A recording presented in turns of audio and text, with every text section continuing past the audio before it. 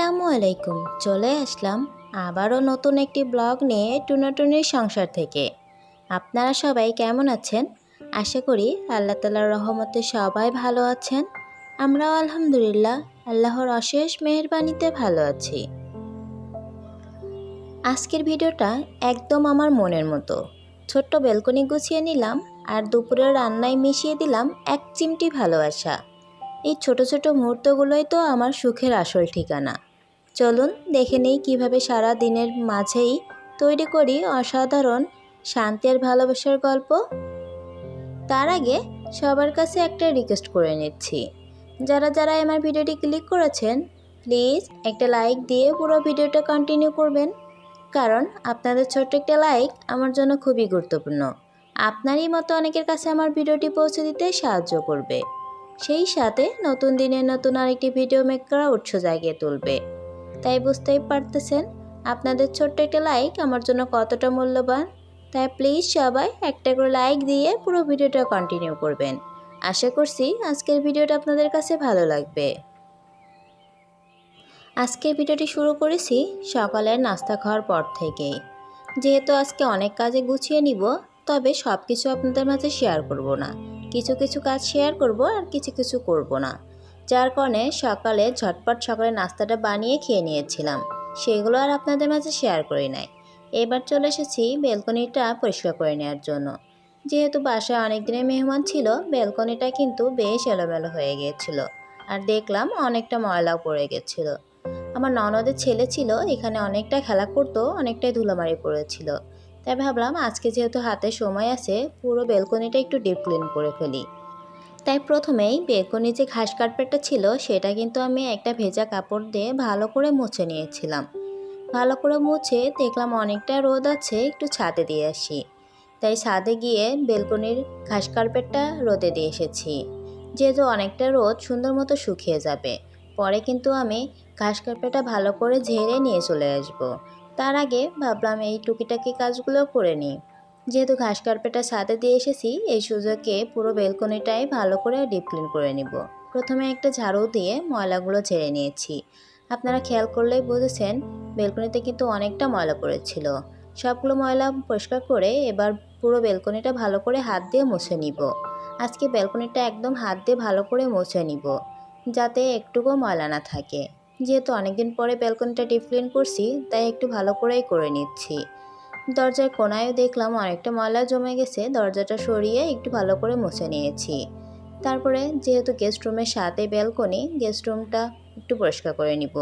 Balcony যখন পরিষ্কার করতে আসছি, গেস্ট রুমটা কেন বাকি থাকবে, তাই বেলকনির সাথে সাথেও গেস্ট রুমটা ভালো করে ঝাড়ু দিয়ে মুছে নিচ্ছি। আর হ্যাঁ, আমি কিন্তু প্রথমেই বেলকনির কিছু কিছু গাছে পানি দিয়ে নিয়েছিলাম। দেখলাম অনেকটা শুকিয়ে গেছে, তার সাথে দেখলাম মানি প্ল্যান্টের কয়েকটা পাতা একদম লাল হয়ে গেছে, সেগুলো ছিঁড়ে ফেলে দিয়েছি আর সাথে বাকি গাছগুলোতে একটু পানি দিয়ে দিয়েছি। তারপরে এই যে বেলকনি এবং গেস্ট রুমটা ভালো করে মোছার পরে ফ্যান চালু করে দিয়েছিলাম। ব্যালকনিতে আমি একটা টেবিল ফ্যান চালু করে দিয়েছিলাম আর গেস্ট রুমের ফ্যানটা চালু করে দিয়েছিলাম। কিছুক্ষণের মধ্যে রুমটা পুরো শুকিয়ে গিয়েছিল। তারপরে আমি ছাদ থেকে ঘাস কার্পেটটা নিয়ে চলে এসেছি। ঘাস কার্পেটটা কিন্তু আসার সময় আমি ভালো করে ঝেড়ে নিয়ে এসেছিলাম। অনেকটা ধুলামারি জমেছিল এই ঘাস কার্পেটে।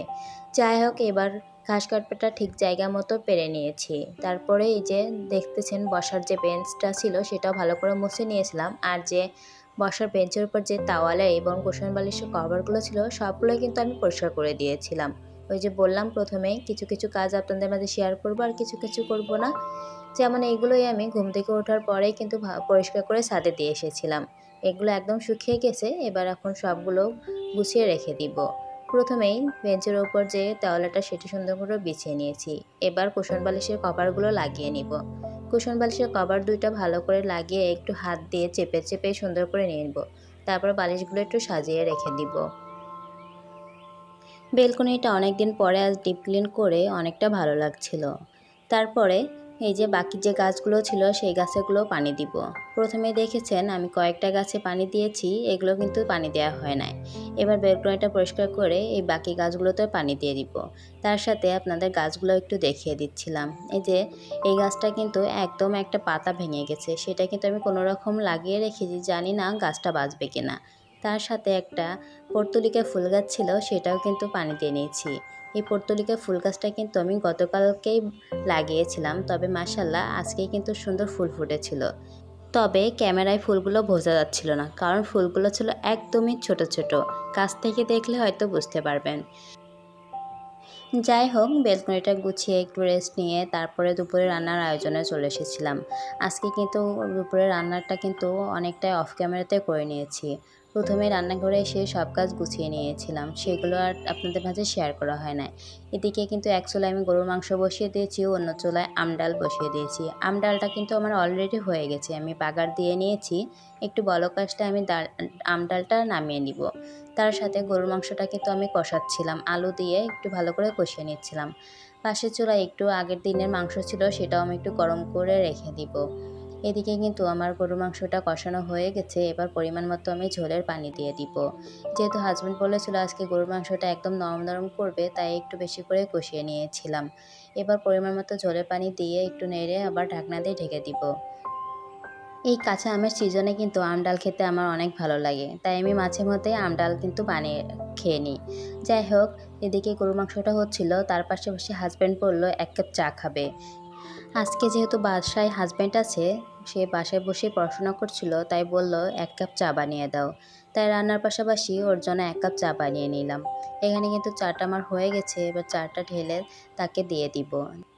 আমিও কিন্তু রান্নার পাশাপাশি অনেক দিন এভাবে চা বানিয়ে খেয়ে নিই। যাই হোক, আজকে শুধু হাজব্যান্ডকে দিয়ে দিব, তাই 1 কাপের মতো চা বানিয়ে নিয়েছি। এদিকে চাটা বানিয়ে আমি রুমে চলে যাচ্ছিলাম হাজব্যান্ডকে দেওয়ার জন্য। এই যে খেয়াল করলে বুঝবেন, আমার হাজব্যান্ড কিন্তু পড়ার টেবিলে বসে পড়ছিল, তারপরে যে চাটা নিয়ে এসে তাকে দিয়ে দিলাম। সে পড়বে আর চাটা খেয়ে নিবে। যাই হোক, এদিকে চাটা দিয়ে চলে এসেছি বাকি রান্নার কাজে। এদিকে কিন্তু আমার গরুর মাংসটা প্রায় শেষের দিকে। এবার আমি একটা গুঁড়া মশলা দিয়ে দিব। আমি কিন্তু মাংস রান্নার শেষের দিকে এই গুঁড়া মশলাটা ব্যবহার করে থাকি। এই গুঁড়া মশলাটা রান্নায় ব্যবহার করলে স্বাদ কিন্তু দ্বিগুণ বেড়ে যায়। আর এদিকে কিন্তু আমি গরুর মাংসে আজকে রসুন দিয়েছিলাম, সেটাই আপনাদেরকে একটু দেখিয়ে দিলাম। যাই হোক, গরুর মাংসের পাশাপাশি আজকে আমি একটু কাঁকরোলও ভাজি করব। কাঁকরোলটা কিন্তু আগে থেকে কুটে একটু লবণ দিয়ে মাখিয়ে রেখে দিয়েছিলাম। এবার কড়াইতে একটু পেঁয়াজ, কাঁচামরিচ, একটু রসুন দিয়ে ভালো করে ভেজে তার মধ্যে কাঁকরোলগুলো দিয়ে একটু হলুদ লবণ দিয়ে কাঁকরোলটা ভালো করে ভেজে নিব। এদিকে কাঁকরোল হতে থাকছিল, অন্য চুলায় কিন্তু আমার গরুর মাংসটা একদম হয়ে গেছিলো। এবার গরুর মাংসটা আমি নামিয়ে নিব। সব রান্নাবান্না শেষ করে কিন্তু আমি রান্নাঘরটা ভালো করে পরিষ্কার করে নিয়েছিলাম। সব শেষে গোসল নামাজ খাওয়া দাওয়া শেষ করে নিয়েছিলাম, তারপরে একটু ছাদে গিয়েছিলাম। ছাদ থেকে এসে একটু ঠান্ডা ঠান্ডা তরমুজের জুস খেতে চেয়েছিল হাজব্যান্ড, তাই এখানে তরমুজের জুসটা বানিয়ে নিব। তবে তরমুজের জুসটা বানানোর জন্য আমি আস্ত তরমুজটাই ডিপ ফ্রিজে রেখে দিয়েছিলাম। যেহেতু তরমুজটা একটু ছোট ছিল, তাই ভাবলাম সম্পূর্ণটা দিয়ে তরমুজের জুস বানাবো, যার কারণে সম্পূর্ণ তরমুজটা কিন্তু আমি ডিপে রেখে দিয়েছিলাম।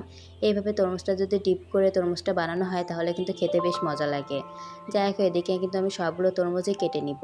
আর যেহেতু ওই দিন ইলেকট্রিক কাজের জন্য একজন লোক এসেছিল বাসায়, তাই ভাবলাম উনিও যেহেতু আছে, সবার জন্য একটু তরমুজের জুসটা বানিয়ে নিই। যাই হোক, তরমুজটা কাটতে কাটতে আপনাদেরকে আরেকটা কথাই বলে নিচ্ছি। যারা যারা আমার চ্যানেলটি নতুন ভিজিট করছেন, আপনাদের যদি লাইফস্টাইল ব্লগ ভিডিও দেখতে ভালো লাগে, আপনি যদি পরবর্তীতে এরকম লাইফস্টাইল ব্লগ ভিডিও দেখতে চান, তাহলে চাইলে আপনি আমার চ্যানেলটি সাবস্ক্রাইব করে পাশে থেকে যেতে পারেন। সাবস্ক্রাইব করে পাশে থাকার বেল আইকন অল অপশনটি বাজিয়ে রাখবেন, যাতে পরবর্তীতে আমি ভিডিও দিলে আপনাদের কাছে নোটিফিকেশন পৌঁছে যায় এবং আপনারা সময় সুযোগ করে আমার ভিডিওতে দেখে নিতে পারেন। আর যদি আমার ভিডিওর কোনো অংশে কিংবা কথা বা কাজের কোনো অংশে ভালো লেগে থাকে, তাহলে চাইলে ছোট্ট একটি কমেন্টের মাধ্যমে জানিয়ে যেতে পারেন। আর আমার ভিডিওর কিন্তু অনেক ভুল ত্রুটি থাকতে পারে, প্লিজ সবাই ভুল ত্রুটিগুলো ক্ষমাসুন্দর দৃষ্টিতে দেখবেন।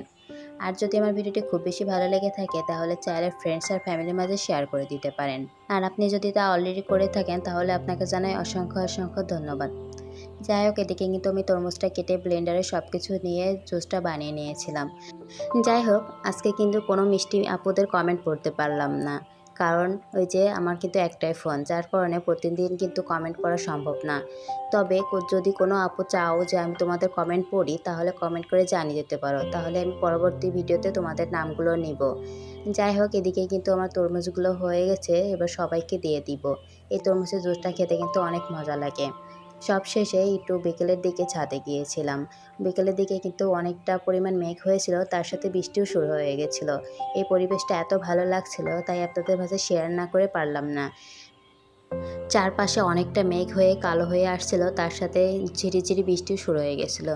তারপরে কিছুক্ষণের মধ্যে একদম ঝুম অনেক জোরে বৃষ্টি শুরু হয়ে গেছিলো এবং চারপাশে এতটা অন্ধকার হয়ে গেছিলো, আপনারা ভিডিওটা দেখলেই বুঝতে পারবেন। আমি যখন ছাদে ছিলাম তখন কিন্তু এই সাইফা সাফাত দুজনে মিলে বৃষ্টিতে ভিজছিল, তাই তাদেরও একটু ভিডিও ক্লিপ নিয়ে নিলাম। তারা তো মহা খুশি আনন্দে বৃষ্টিতে ভিজছিল। আমারও কিন্তু অনেক ইচ্ছা করছিল বৃষ্টিতে ভিজবো, তবে বজ্রপাত থাকার কারণে আমি আর বৃষ্টিতে ভিজি না। যাই হোক, আজকের মতো এখানেই বিদায় নিচ্ছি। সবাই ভালো থাকবেন, সুস্থ থাকবেন। আল্লাহ হাফেজ। আসসালামু আলাইকুম।